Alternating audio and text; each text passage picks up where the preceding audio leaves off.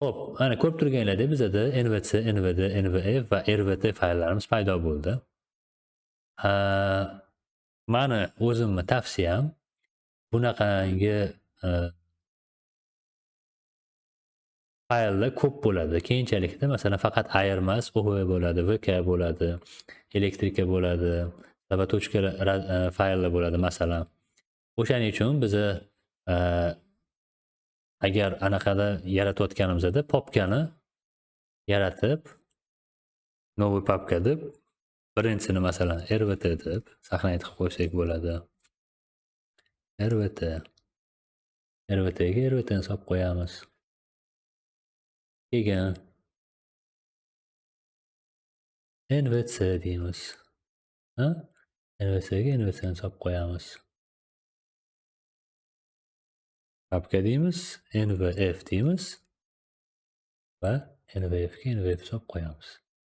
Hozir NVD ni yarataman, lekin NVD ni sololmasligimizning sababi bizada hozir NVD fayl ochiq va uni o'zgartirishga Windows yo'l qo'ymaydi, chunki bu fayl ochiq deydi va sen uni joyini o'zgartira olmaysan deydi.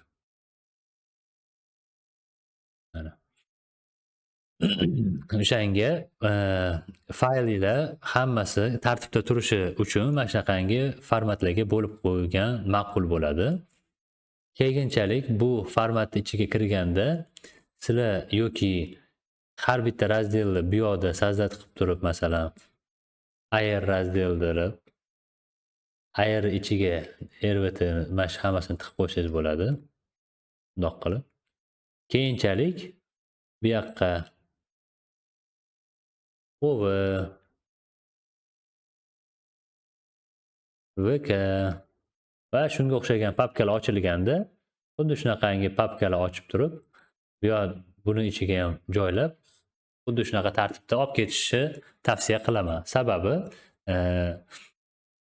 katta proyektlarda juda ham katta bardak bo'ladi va bunaqangi narsani inobatga olib ketishingiz juda ham zarur.